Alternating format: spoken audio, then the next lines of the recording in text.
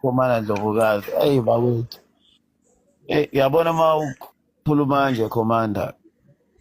Apparently uyibeke ipoint osafuneke ke sibhekisise into yemali because abelungu they are waiting ukuthi the moment kungena uhulumeni abelungu they are waiting with the moment kungena uhulumeni ongeza ukuba favor or ongeza ukufavor inhloso zabo and then baphume njengoba benze nje Afriforum njengoba besenza nje DA beye overseas laphana bayokwenza ama lobbying ukuthi uhulumeni wangaphandle makenzeni nge-country yase-South Africa. We are in that crisis njengamanje. Kunalokhu kudonsana between uTrump no government okuyi-ANC, not ayibalwa i-GNU. Mind you, akukhulunywa nge-GNU, it's all about ANC. Into efike yakhulunywa i-Afriforum le wasn't about GNU, no. They were talking about the government of the ANC taking the land, passing a bill ukuthi maphucwe ama-farmers and lo hulumeni ANC kanendaba nama farmers abulawayo in numbers. It's like lento bekwa njenge attack kuwo amabhunu of which asikwazi nalokho. Asiwazi lokho sibona wona siyaweza ama cases akhona and lawo ma cases futhi aya court. Ayabanja ama culprits. And most yawo amanye ama-victims yibo abantu abamnyama bevictimizwa yiwo ama-farmers. And some other cases our proper or our report kule media, mainstream media. So mawukhuluma into yemali is the same thing abazoyenza. Lama banks nje babone sevala ama-bank amancane akhona. For instance, the VPS. The VPS was corruption to deal with. And then the RT Bank it could operate. But because vele ne-Reserve Bank akuyona yethu.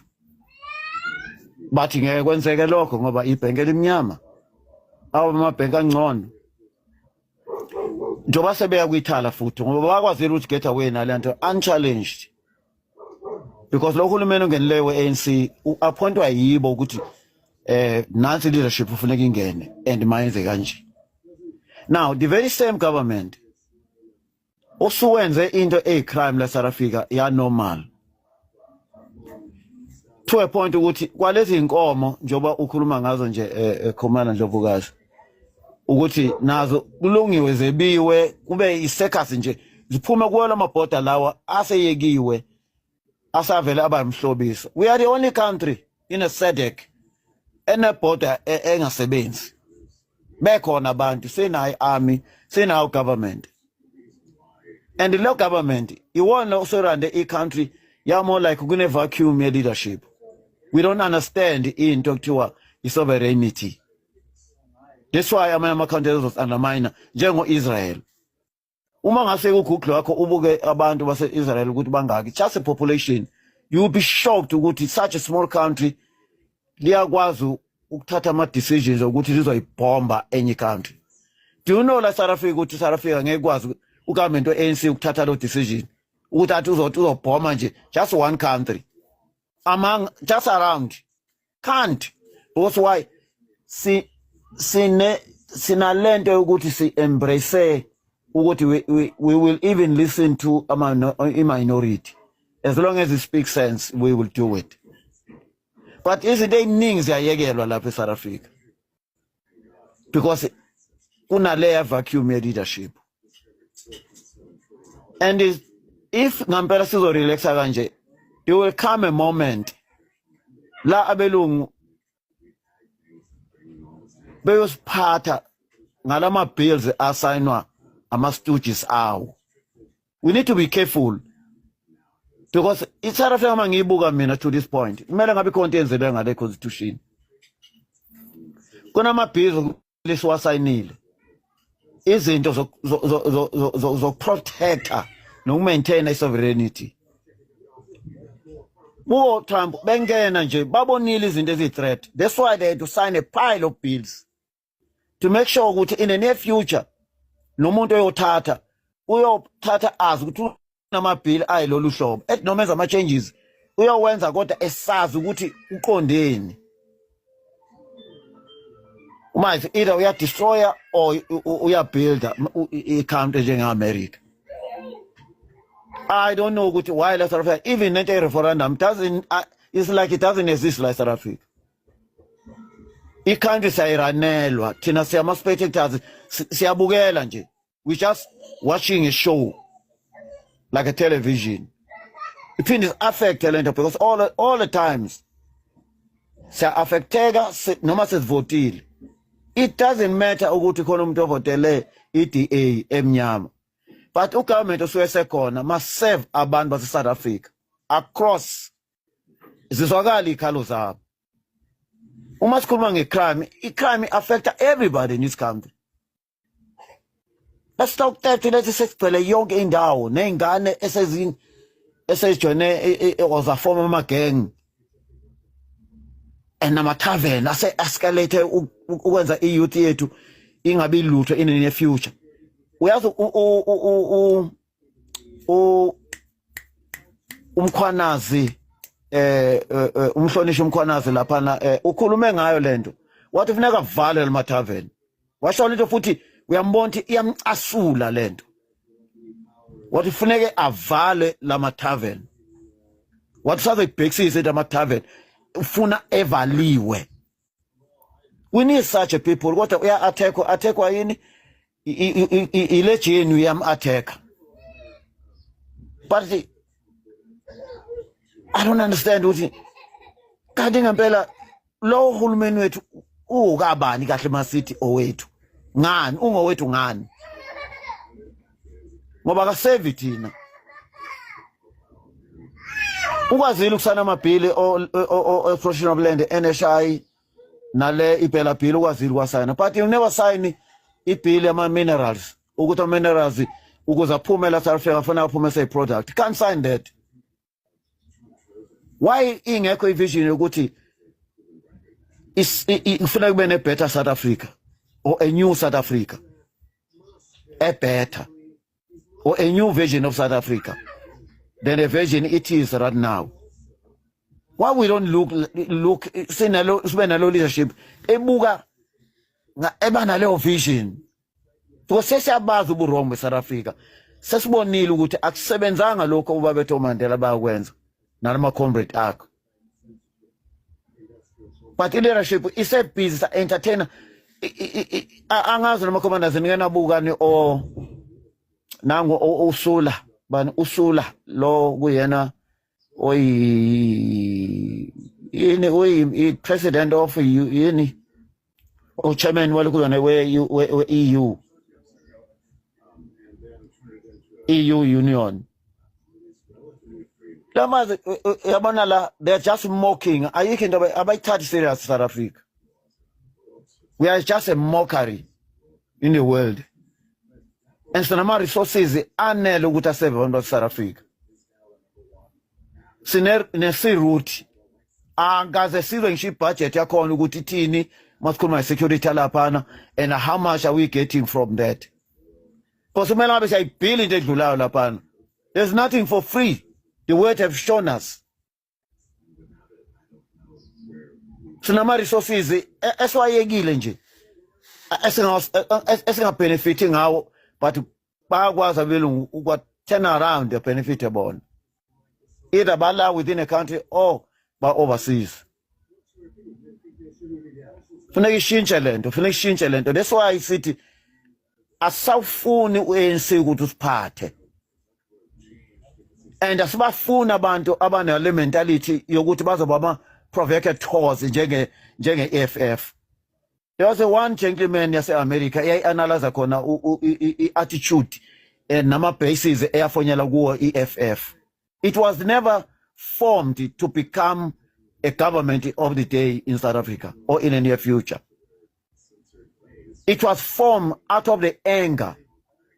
So bangama agitator, they are like a AfriForum, a group like AfriForum within the politics of the country.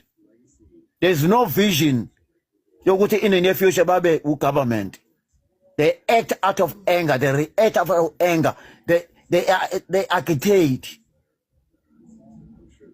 That's their purpose. They are built on those purposes. In a point where America engage surely, they agitate. They are aggressive. About bonus maturity and vision of the country. They created the 7 cardinal pillars with a very little maturity. How they're going to implement them and to implement them, how you should start. It all comes with a respect, unity. Those in the man we miss those in the co-respect, co-understand what unity is all about. Nothing you're gonna achieve here. You don't sing a popular song in a politics. Umaktiwa Brian Molefe is corrupt. You question uba corrupt work before you say yeah corrupt now. Corrupt yeah. Siabon. You question. And it's shocking what abantu about by youth. About question instead they follow feelings. They can take money and be used as a lobbying group in Yobsuboni Afi Forum. If Shong let Kulmeleo Commander Dobugazi Mauti, you have witnessed Uguting Ampela Ufile a UK Wambona in person. Ekhuluma leona language yayikhohlakala yabacindezeli. But masikhuluma nabo la sibatshela ukuthi this Malema we're not sure because ufandwa yibo laba bantu. And we have vela nama document athi South Africa business Washington DC. Uvela as a chief whip.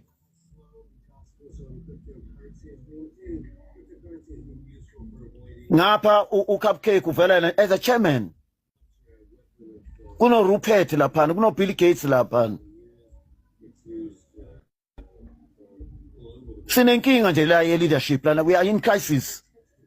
Ukuthi the young organization or organization of young leaders, I question into ivele jump into a wagon ngoba ama feelings ayo ewalandelayo, ama emotions and ego.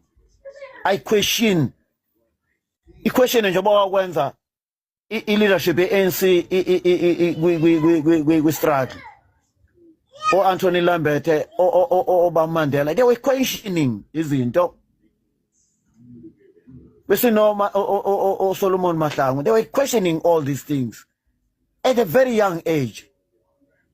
We have a history of leaders Anjengo Sankara at a young age.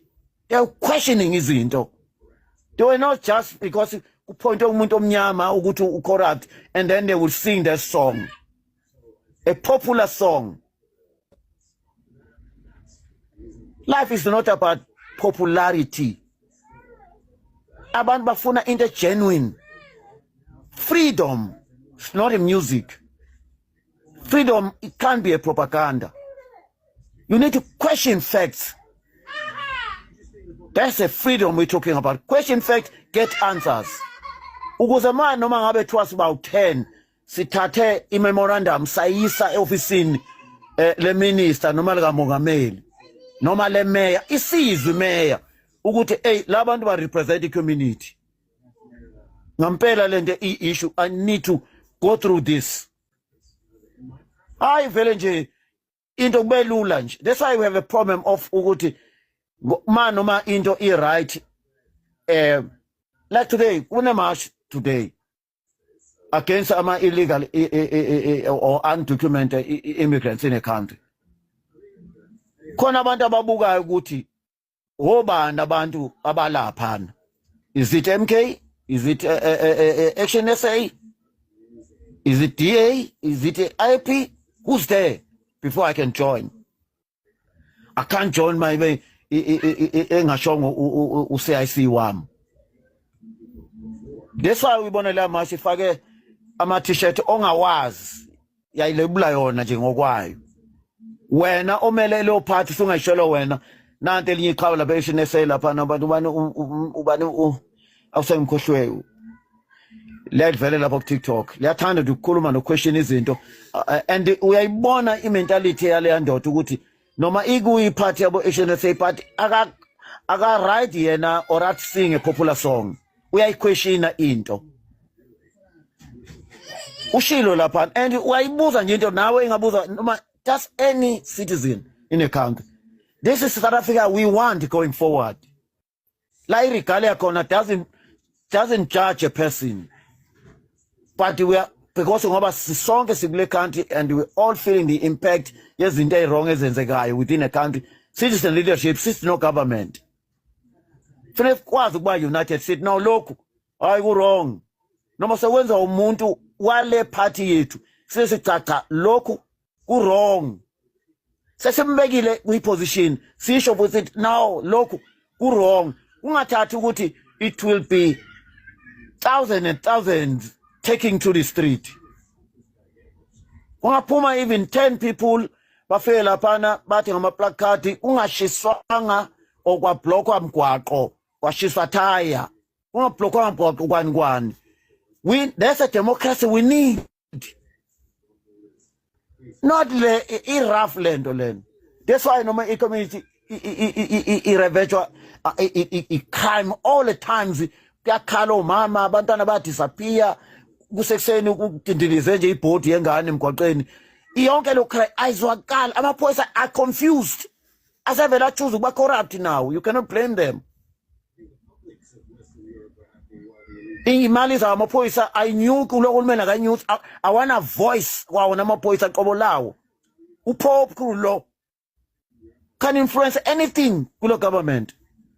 Uweek ubani wagcineni ukuze uPope ukhuluma commanders ukhona wagcineni ukuze uPope ukhulumela amaphoyisa.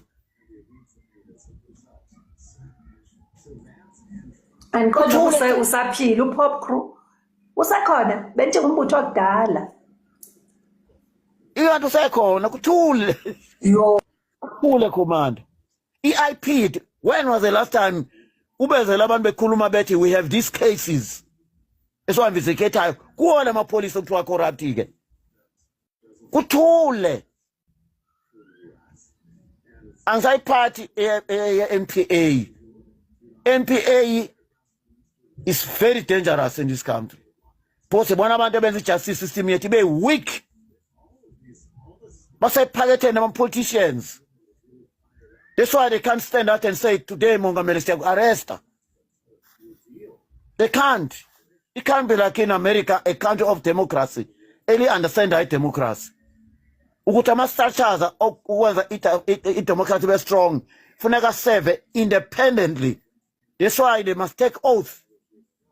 We don't have that. This is a country esifunayo. Ayonke into be captured president akwazi ukuvela athi awahambe ama lawyers akayothe court kuzobe kuphulwa ilungelo lakhe uma bese eya ecourt eyolalela icase against yena. We have seen that for the first time, but yet it is the democracy in this country. Ugovernment upresident wonke uthi kuzobe kuphulwa amalungelo akhe ukappear nje in a courtroom kwi case evulwa against yena. Into ephethelene nomthetho ayipoliticize kuthiwe hayi indlela yokumvimba kuma elections.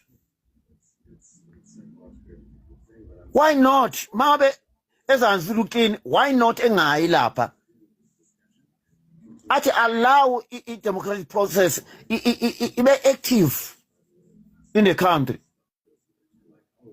Amajaji akathi mabe ethatha icase akhululeka angayitholi pressure from the politicians. That's a country we need. Citizen ingazi be rich uzikwazi ukuvula icase against a guru. Ilande sifuna uthini? There's a justice Peter Tosha bekhuluma ngabe bethi the equal rights, equal justice. All like it over the bafa. If you play those songs, he speaks directly to this government of today. Namhlanje. Yet la maculo amaningi wabhese kwi apartheid. It's a government we need. Isithunzi somuntu whether you are black, white or pink or whatever, it mustn't matter, but akube ukuthi uhloniphekile ezweni lakho. iSouth Africa imarketwa right internationally ngezinto ezenzeke eSouth Africa by this government which you knew. It's very wrong for AFRORAM ukuthi yekwe ihambe yayo attacka isovereignty of the country ngoba in a issue ne-ANC.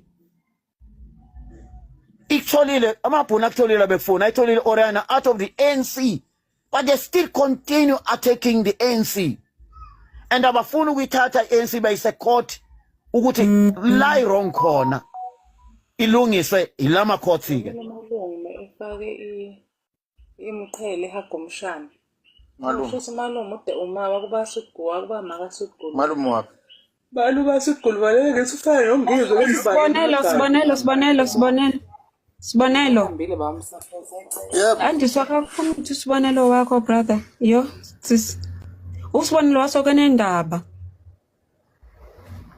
Continue market. Mhlawumbe usibonelo uthunyiwe ukuthi makazosimamela indaba ngenkani ube beyazi kanje asabukeli kwa TV asibukeli kwa radio andiyamsola. Okay, continue baba Mageo. Ngibonga commanders.